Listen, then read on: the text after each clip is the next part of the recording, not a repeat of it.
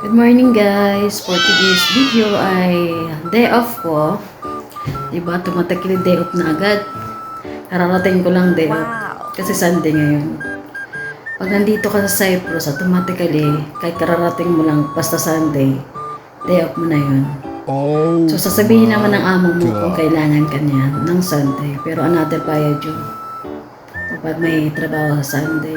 Pero ngayon, wala, ulit din niya daw ko kailangan kaya nandito ako sa kwarto. Nakahiga lang. Ito pala yung kwarto ko guys. Ayan, may sariling TV, may aircon, may kama. Ayan o, para ko nasa hotel ba. Ito yung kwarto ko guys. Tara, house tour ko. Ituturo ko kayo. Start tayo dito sa aking dressing room. Ayan, may dressing room ako dito. May cabinet ako dyan at may salamin. So, tara, papakita ko sa yung kwarto ko guys. Ayan, di ba? Laki, may dressing room. Tapos may ano pa.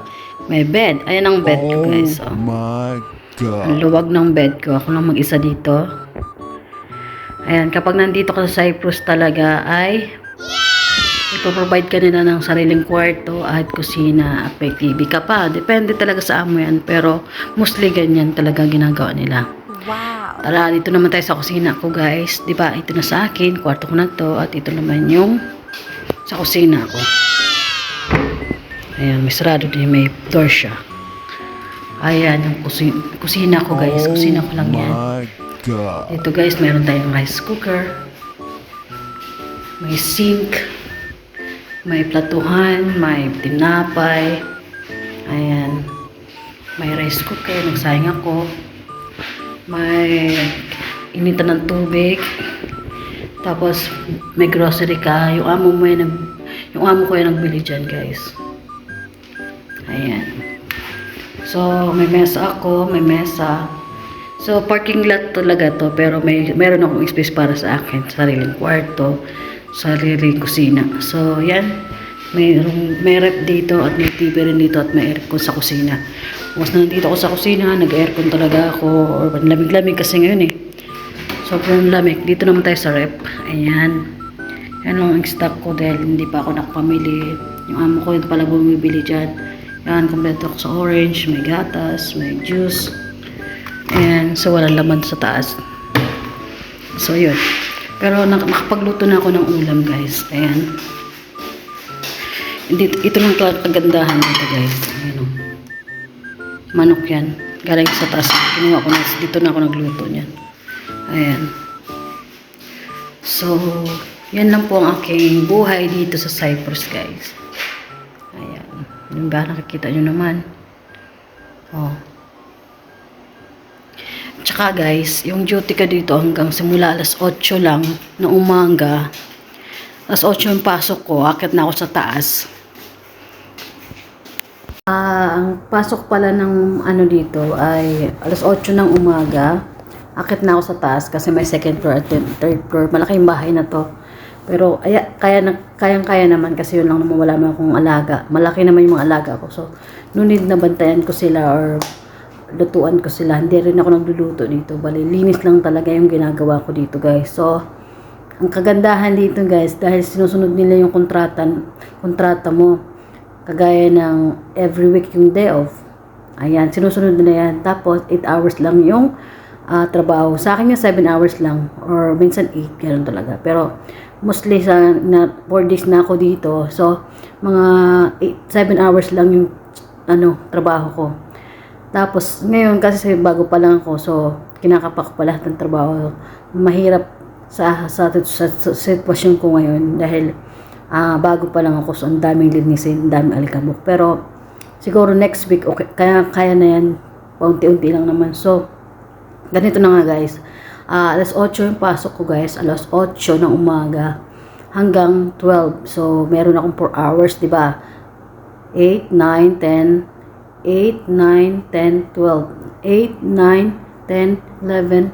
8, 9, 10, 11, 12. So, may 4 hours ako. So, break time ako ng 12. So, 12 na, di ba? Break time na ako. Tapos, sasabihin ng amo ko na bumalik ka na ng alas 4. So, meron akong 4 hours na break time, di ba? So, 1, 2, 3, 4. 4 hours yung break time ko, guys. Tapos, babalik ako ng 4. So, pagdating naman ng 4, pasok na, akit ulit ako sa taas. So, may mga kailangan pa akong tapusin, kagaya na magpa-plancha ako, ganon, or yung ibang ligpitin na inyo. Yun lang. Tapos, hanggang 6 to 6:30. Yun. Out na ako ng aking trabaho. So, di ba? Napakadali lang ng duty, di katulad ng Middle East. Talagang, di pa sila nagbibigay ng day off. At, ano pa to? Overwork ka pa. Ay, grabe. Nakakapuyat, nakakapagod. Di magkaiba talaga yung sa Cyprus at saka sa Middle East. So, recommended ko sa inyo kahit may bayad talaga. May placement. Wala man siyang placement. Bali, processing fee sa agency lang, guys. So, ang babayaran sa akin, in my case lang kasi sa akin, mas mahal. Gumastos ako ng malapit sa 100,000 or 100,000 kasi nag-loan pa ako para bago kasi umalis. Kailangan ko bayaran yung na-loan ko doon sa agency na yung balance ko dito sa agency na 65,000. So, nag-loan ako ng 80,000 pero nag-less sila ng processing fee na 5,200. So, ang nakuha ko doon sa loan ko, 7,408. So, 74,800. Yun ang nakuha ko sa lending money. So, yung binayaran ko doon ay 65,000 bago ako makuha yung mga papers ko kasi 2 days before ay flight na ako. So, yun ang ano. So, iba pa yung, kaya sinasabi kong 100,000 kasi 75,000 na sa agency. Tapos, medical ka pa. Medical.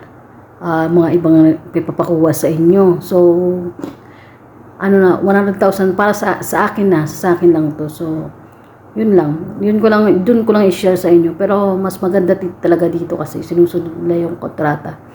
At may puso sila dito, may awa, tsaka bibigyan ka talaga ng pagkain nila dito. So, yun lang. Sana may natutunan kayo sa aking vlog at maraming salamat and God bless you.